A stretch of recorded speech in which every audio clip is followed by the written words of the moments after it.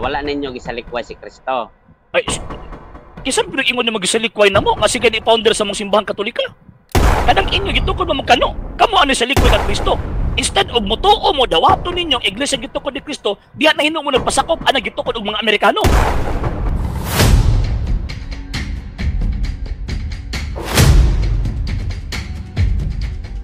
Kanang sa pagsaulog sa Ginoong Jesucristo sa panihapon na anay adlaw, na anay bulan, na anay pitsa.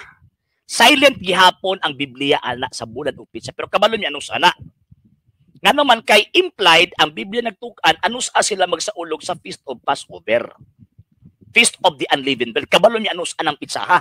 Karon, dito sa birthday sa Ginoong Jesucristo, naas Biblia oh.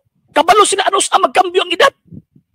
The fact na kabalo sila anus ang magkambyo ang edad, kabalo sila unsang bulan na unsang pitsaha na. O niya, again ha, ang tradisyon, ang apostolic tradisyon ang nagtudlo nga kanang bulana, kanang pitsaha, December 25. Even gani ang mga Gnostic nito ana. Ang mga Gnostic ha, mga tawag ka na mga Kristiyano kaniadto nga nagpasakos Katoliko nito o sila December 25 na taos Kristo. Nga naman ang pattern nila si San Juan na tao June 24, 25.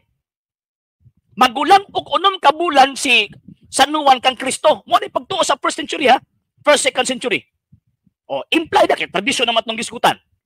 Kabalo sila nga June 24, 25 na tao San Juan. Nya magulang unom ka bulan. Unsa man ding bulan na unsang pitsa ika unom ka bulan gikan sa June 24, 25. December 24, 25. Ana ba ana? Muna kami mga Katoliko mo basa ni Biblia with common sense, tama nga panabot. Sige. Sige, mao na inyong barog. Okay. Dire ta mo lagas ta dira. Kay niingon man kaganiha nga huptan ang tradisyon. Ang akong pangutanan ni excuse me, dili ako nagsulti ana. Gikutlo ra nako kang San Pablo. Kasi San Pablo ang ingon, huptin ninyo ang mga tradisyon nga among gitudlo kaninyo pinaagi sa pulong o pinaagi sa sulat. Ang akong pangutana, unsay mga tradisyon nga naa sa Biblia nga pahuptan ni San Pablo para nato?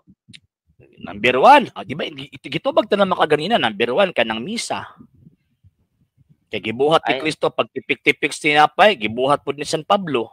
Bisag wala na siya kaabot ng Kristo physically. Ano man, kaya si Kristo, do this in remembrance of me. Tradisyon man na. Nya kanang tawag ka ng mga aksyon nila. Dili detalyado sa Biblia. Munang tradisyon, mga aksyon, mga teaching, handed down. Ako naging gidefine sa imuha, dili palang dugay. Handed down from one generation to another generation. Even ang Biblia, produkto siya sa tradisyon. Kaya kung why tradisyon, why Biblia? Wabito nga nakadetermine ang simbahang Katoliko nga mauni ang kanon sa Biblia, 27 books ra ang New Testament tungod sa tradisyon. Gipangkutlo na sa mga father simbahang Katolika. Tungod sa tradisyon, dili kay tungod kinasulat. Di ba ka makabasa sa Biblia nga ang New Testament 27 books, ang Old Testament 46 books. Di ka makabasa. Ang simbahang Katoliko na ang ingon anak ano man tungod sa tradisyon. Ang Biblia tradisyon man na. Dokumento na ang giprovide sa tradisyon. Next question. Maora na siya nga tradisyon. Sa to pa, ang kana nga tradisyon, nagikan na sa simbahan sa Katoliko, di ba? Remember nga, ang simbahan Katoliko, gitukod ni Kristo. So, malapan ni Kristo, ang namati ninyo, namati na ko, o namati sa nagpadala ka na ko, ang nagsalikway ninyo, nagsalikway na ko, nagsalikway sa nagpadala ka na ko. So, the fact, ang gitudlo na sa tradisyon, simbahan Katoliko, ang nagikan sa mga apostoles, si Kristo ang nagbuot na. Karon, sa to pa, bot nimo ipasabot, wala ninyo gisalikway si Kristo. Ay, kisang pinag-ingon niyo magisalikway na mo, nga sige ni founder sa mong simbahang Katolika. Kadang inyo gitukod mo magkano, kamo ano sa likway kang Kristo. Instead of mutuo mo, dawato ninyo, iglesia gitukod ni Kristo, diyan na hino mo nagpasakop, ana gitukod og mga Amerikano. Sa hindi pa po nakapag-follow sa mga pages po natin, i-follow nyo po yung mga pages po natin, RJ Horolanciano II, TV Apolia Punto Argumento page, Kuya Apologist TV page, and RJ's Vlog 2022. And pwede rin po kayo mag-send po dyan ng Facebook stars. And also, sa ating po mga channels, sa hindi po nakapag-subscribe, i-subscribe po ninyo yung mga channels natin, The Lay Catholic, Apologist International Official, RJ Sano II TV, Kuya Apologist TV, and Barrio Kawayan Religious Forum. And pwede rin po kayo mag-send po dyan ng super sticker, super chats, and super thanks. And maraming salamat po sa mga kapatid ko mga Katoliko na always pong tumutulong sa programa po natin. Maraming salamat po. Nang dahil po sa tulong at suporta po ninyo, ang programa po ito until now andito pa rin po sa social media.